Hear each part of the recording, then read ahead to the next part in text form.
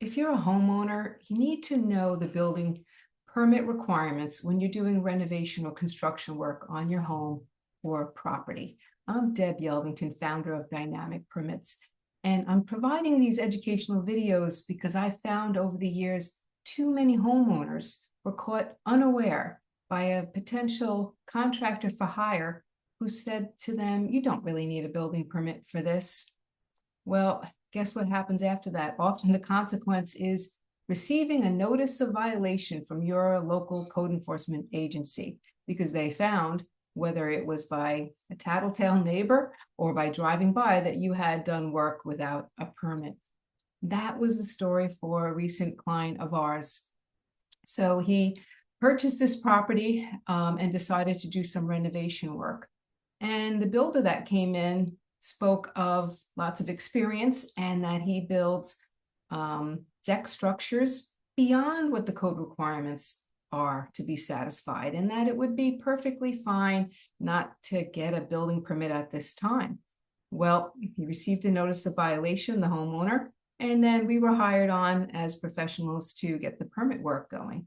And then we found out that the deck structure was not adequate, did not meet the building code. The footings, the concrete footings under the deck posts were much smaller than the current code requires. Maybe they met the code from 10 years ago, but not currently. So some remedial work was then involved, and we helped hire all the professionals to get that deck up to snuff so that it would pass the building department inspections. So it's a bit costly that way to do it afterward because you usually can't find that same contractor to come back and fix it.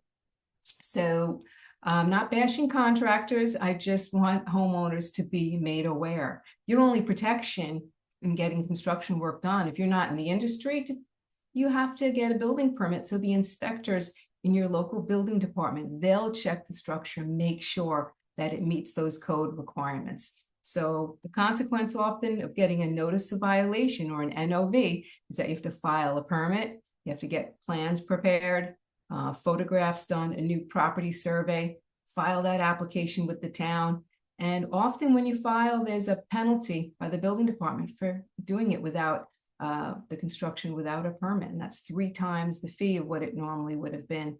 But I'm sure this process can be very overwhelming for you, and you probably need a buddy to help see you through that. So if you reach out to Dynamic Permits, we'll help get your plans in motion and get everything properly legalized for you.